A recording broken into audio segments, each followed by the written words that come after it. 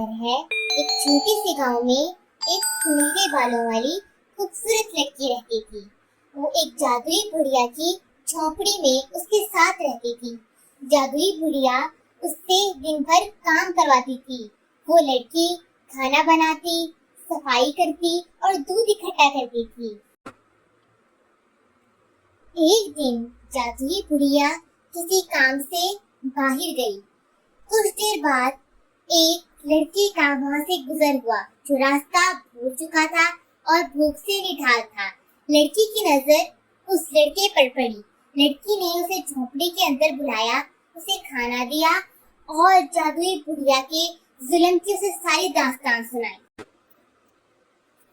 لڑکے نے اس لڑکی کا شکریہ ادا کیا اور کہا میں تمہاری مدد کے لیے ضرور آؤں گا۔